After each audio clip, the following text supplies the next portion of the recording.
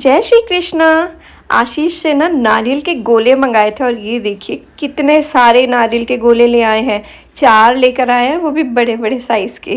तो चलिए आगे बढ़ते हैं, बनाते हैं कान्हा जी के लिए नारियल पाक वाले लड्डू। तो यहाँ पर देखिए बिल्कुल फ्रेश नारियल है, लेकर तो बहुत अच्छे नारियल आए हैं आशीष। तो बस इसको ना अब हम ग्रेट करेंगे। ये थोड़ी मशक्क़त का काम है क्योंकि अच्छी खासी मेहनत लगनी है। जो गीला नारियल होता है वो ग्रेट करना कितना आसान होता है ना, जल्दी से ग्रेट हो जाता है। लेकिन ये जो सूखा हुआ नारियल होता है इससे तो ग्रेट करने में दिक्कत होती है। अगर वो सॉफ्ट है तो चलता है, अगर थोड़ा सा भी हार्ड होता है ना तो दिक्कत होती है।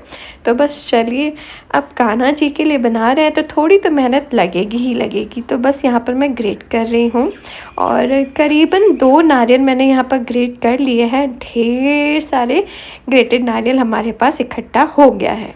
ग्रेट करते टाइम एक बात का ज़रूर ध्यान रखिएगा कि जो लच्छे आएंगे वो थोड़े लंबे लंबे आएंगे तो लड्डू खाने में ज़्यादा अच्छे लगेंगे एज़ कम्पेयर वो छोटे छोटे लच्छे। तो देखिए बिल्कुल बढ़िया तरीके से नारियल ग्रेट हो गया है। इसको रखते हैं साइड में। अब नारियल के साथ थोड़ा सा इसमें क्रंच लेकर आने के लिए इसमें हम और ड्राई फ्रूट्स डालेंगे, जैसे कि काजू बादाम। तो वो मैं यहाँ पर ले रही हूँ। एक मुट्ठी के करीबन यहाँ पर मैंने काजू और बादाम ले लिया है। अब काजू और बादाम को ना हम छोटा छोटा तोड़ लेंगे, ज़्यादा छोटा भी नहीं तोड़ेंगे क्योंकि वो फिर चूरा जैसा हो जाएगा। और हम तो बेसिकली इसमें क्रंच के लिए डाल रहे हैं ना। तो एक जैसे काजू है तो उसके 4 पीस कर लिया है, एक बादाम के आप 3 से 4 पीस कर लीजिए। इतना छोटा यहाँ पर काजू और बादाम को हमें काट लेना है। तो देखिए सबसे पहले तो मैंने काजू काट लिए हैं और अब यहाँ पर मैंने बादाम को भी कट कर लिया है। ये सारी जो कटिंग है ना इसमें थोड़ा ज़्यादा टाइम लगता है, बाकी तो बनाने में एज इन ज़्यादा टाइम नहीं लगता है। अगर ये सारी तैयारी होकर मिल जाए एडवांस में तो लड्डू बहुत जल्दी बन जाते हैं। वैसे जन्माष्टमी में हर किसी के घर में पाक बनते हैं। ये जो हम लड्डू बनाने वाले हैं इससे आप लड्डू ना बनाकर पाक भी बना सकते हैं। मैंने सोचा इस बार हम लड्डू बनाते हैं। तो चलिए, काजू बादाम कट गए हैं, नारियल ग्रेट हो गया है। अब रखते हैं इसे साइड में। तो बस एक कढ़ाई ले लीजिए, इसमें मैं डाल रही हूँ 1 बड़े चम्मच घी। और घी में ना हम सबसे पहले बादाम डालेंगे। जिस ड्राई फ्रूट को भुनने में ज़्यादा टाइम लगता है उसे हम पहले डालेंगे। तो सबसे पहले मैंने बादाम डाल दिया है और गैस की फ्लेम को ना हम लो टू मीडियम ही रखेंगे, ज़्यादा हाई में बिल्कुल भी नहीं हम रोस्ट करेंगे ड्राई फ्रूट्स को। तो लो फ्लेम में ही सबसे पहले हमने बादाम को थोड़ा रोस्ट किया। जब लगा कि हाँ हल्का सा हो गया है फिर इसमें हमने काजू डाला। जब काजू मुझे लगा हो गया तो यहाँ पर मेरे पास पिस्ता की कतरन है वो मैं डाल रही हूँ। अगर आप पिस्ता को कट करके डालते हैं तो आप पिस्ता को ना बादाम के साथ डाल सकते हैं। और लास्ट में इसमें हम डाल देंगे किशमिश। हमारे घर में किशमिश सबको बहुत ज़्यादा पसंद है तो किशमिश जाना तो ज़रूर बनता है। अब बस सारे ही ड्राई फ्रूट्स को हमने यहाँ रोस्ट किया है। अगेन ध्यान रखिएगा गैस की फ्लेम धीमी रखिएगा। रोस्ट करेंगे तो बहुत अच्छी खुशबू आती है। बस अब बारी है इसे प्लेट में साइड में रखने का, क्योंकि अगर कढ़ाई में गरम कढ़ाई में ये रखा रह गया ना तो जल जाएंगे सारी ही चीज़ें। तो बस इन्हें मैंने एक प्लेट में निकाल लिया है। अब वापस से सेम कढ़ाई मैंने ले ली है और इसमें अगेन थोड़ा सा हम घी डालेंगे। अब इसमें हम रोस्ट करेंगे खसखस को। आप खसखस को और किस नाम से जानते हैं ये ज़रूर बताइएगा। इसे पॉपी सीड्स भी कहा जाता है और शायद से बंगाल में इसे पोस्ता दाना कहा जाता है। मुझे करेक्ट पता नहीं है, ज़रूर मुझे कमेंट सेक्शन में आप लोग करेक्ट कीजिएगा।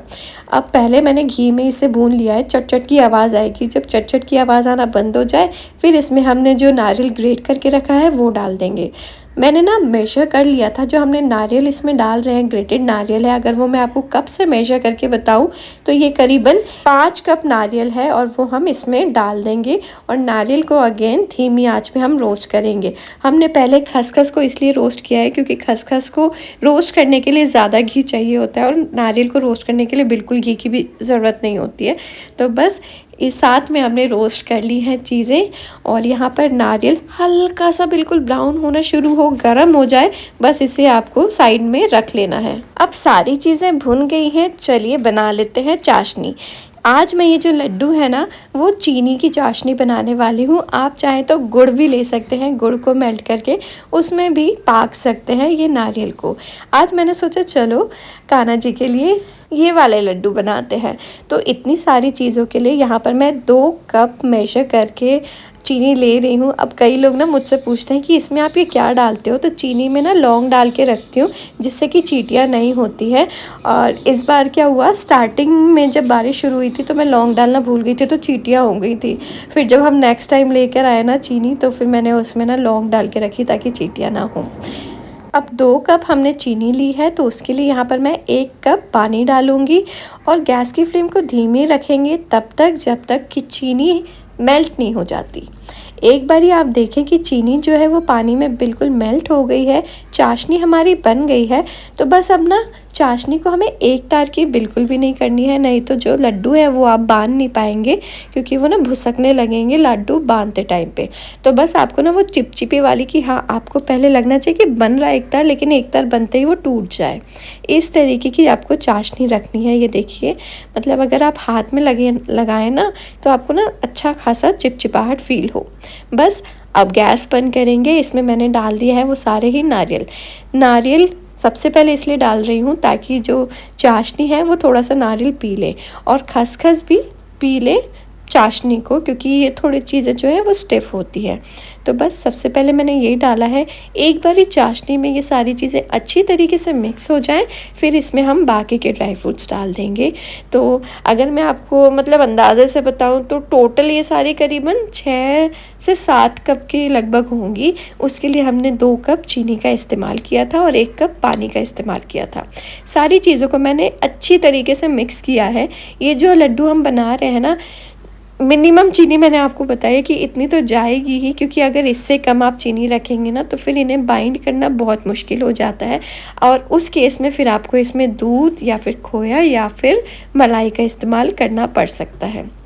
अब अच्छी तरीके से मैंने मिक्स कर लिया है, हल्का सा गुनगुना हो गया है मिक्सचर। तो अब इसके हम थोड़े से गरम में ही लड्डू बना लेंगे। थोड़ा ज़्यादा गरम लग रहा था तो पहले तो बने नहीं, लेकिन हाँ थोड़ी देर बाद फिर लड्डू बनना स्टार्ट हो गए और हाथ बिल्कुल लाल हो गए थे मेरे सही में। तो बस यहाँ पर अच्छी तरीके से दबा दबा के हम लड्डू बनाएंगे, क्योंकि कम चीनी हमने इस्तेमाल किया तो थोड़ा सा आपको फोर्स अपनी तरफ से ज़्यादा लगाना पड़ेगा। हाँ जी, अब एक और बात आपको ध्यान रखनी है कि अगर आप अभी लड्डू बना रहे हैं और आपसे लड्डू नहीं बन पा रहे हैं तो आप क्या करें, मतलब बर्फ़ी भी नहीं बना सकते, आप क्या ही करेंगे। तो अब आप क्या कर सकते हैं, इसमें 1 से 2 चम्मच मलाई डाल दीजिएगा, एक बार ये अच्छी तरीके से गरम कर लीजिएगा वापस से, फिर लड्डू बना लीजिएगा, तो भी आपके लड्डू बहुत अच्छी तरीके से बन जाएंगे। ये तब कीजिएगा जब आप लड्डुओं को बांध ना पा रहे हों। और ये देखिए सारे लड्डू हमारे बनकर तैयार हैं, और अंदर से इसका टेक्सचर देखिए कितना बढ़िया है। मतलब ज़्यादा चीनी बिल्कुल भी नहीं है, बिल्कुल परफेक्ट मिठास के ये बने होंगे इसलिए बोल रही क्योंकि अभी किसी ने खाए नहीं है। सबसे पहले कान्हा जी को भोग लगाएंगे, उसके बाद इसे हम ग्रहण करेंगे। तो बस एक डब्बे में हम इसे बंद करके रखेंगे और जन्माष्टमी वाले दिन कान्हा जी को भोग लगाएंगे और सबको प्रसाद के रूप में देंगे। आई होप आपको ये रेसिपी अच्छी लगी होगी, और इस जन्माष्टमी अगर आप ये ट्राई करते हैं तो मुझे ज़रूर बताइएगा, मुझे बहुत खुशी होगी। Enjoy, happy Janmashtami.